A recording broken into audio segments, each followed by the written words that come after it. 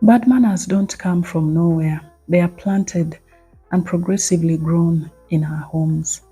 Hello friends, this is Stella, your host on the Family Enrichment Hub, your center for family learning and for growth. 2 weeks ago, I started a new series which I titled Virtues that we need to teach our children in our homes. And today I want to be speaking to us the importance of raising children who have contentment within them.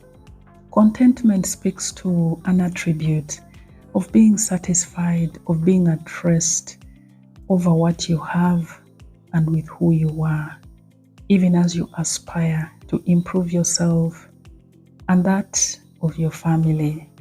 Contentment brings about a state of peace and rest in your mental, in your psychological, and your physical well-being.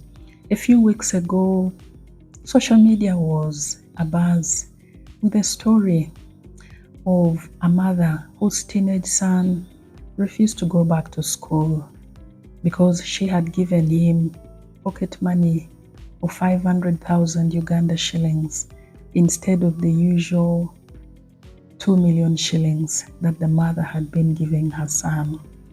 And in my honest view, with all fairness and sincerity, this lady contributed a significant part of the mess that she found herself in with her son.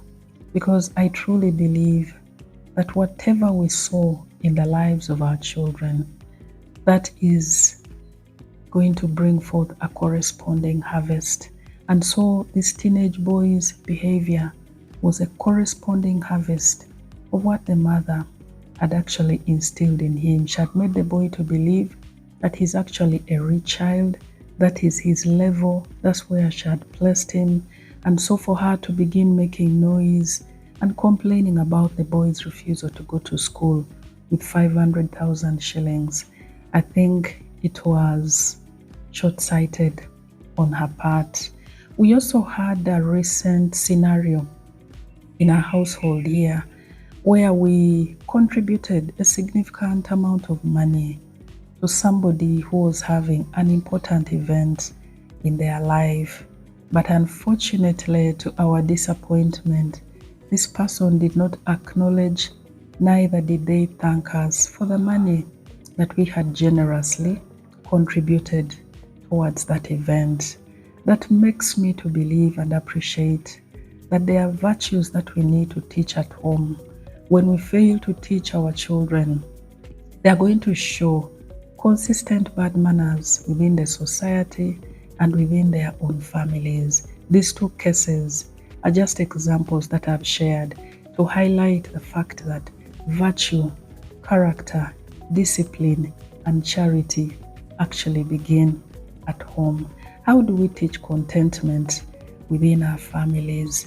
We need to help our household members appreciate that every good thing that they receive, that we receive from other people, must be appreciated. Anything that you did not have a direct contribution towards it, you must appreciate. For instance, daily basics like food, things like pocket money, things like school fees, things like family outings. You do not take them for granted. You must show gratitude when you receive it from another person. Learn to live life on your own terms as a family, not on the terms of others. Remember, your children are going to replicate everything that you're living out within your lives and family. And so when your children watch you, the way you're taking life at your own pace, the way you're living life on your own expectations and not on the terms and expectations of others, they are picking cues from you. They are appreciating that you're actually content with the way that you are living. And in that way, you'll be planting seeds of contentment within your own child. Your attitude as parents towards the gifts and kindness and generosity that you receive from other people is a big tell sign. When you receive these gifts with contentment and gratitude, your children are watching. But also when you receive them and attach derogatory statements and remarks to the gifts that you receive from other people, your children are again watching. And when you do that, you're actually sowing seeds of discontentment, and your children are going to replicate exactly what they see you do. But when you appreciate gifts, however small or big they may be, and irrespective of who you're receiving them from, and you show genuine gratitude, your children are also picking a leaf and they will do exactly the same. Your daily gratitude as parents, it spills over to your children on things like daily life basics like food, like shelter, like protection, the way you're grateful for the job that you do or the business that you do. Your children are saying, and they are going to exactly do what they are saying you do. So contentment actually begins from home, by the way that we live, by the way that we carry ourselves. Do not fan every luxury or wants that your children present to you, because when you're fond of giving them everything that they ask for, everything that they demand for, they are going to grow up as extremely entitled children. They will not appreciate the basics of life. They will believe that life owes them each and everything. So sometimes when you need to, do not give everything. Withhold certain wants and luxuries from your children. In that way, when you present them again, they are able to appreciate and be content with what you give to them. God is the source of life and provision, and so we need to honor Him above all else. If you come from a family where you live generous lives, where you have a lot of abundance, where you have a lot of treasures, and you watch the way your parents, your guardians, your caretakers honor and appreciate God in spite of all the blessings that they live in, it's a big lesson for children that you live with.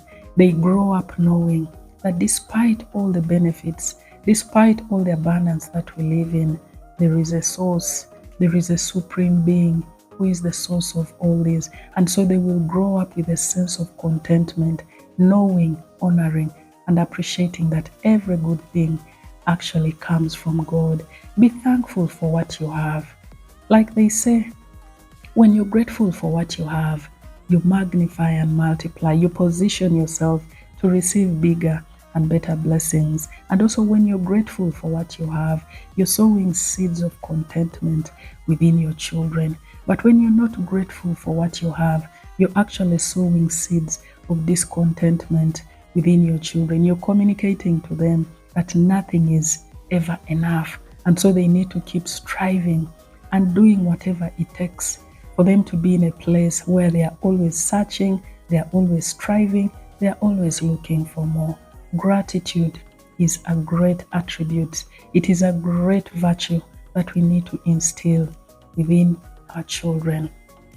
Avoid negative comparisons, because nobody in life has it all working out at 100% level.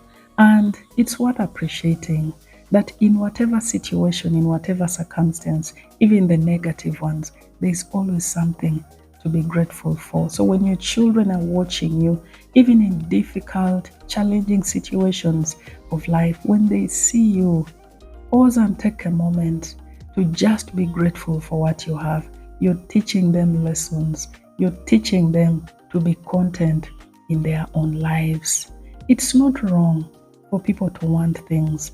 We all want nice things, truth be told, but it's wrong when you find yourself in a place of mental chaos and turmoil because you have not gotten the things that you want.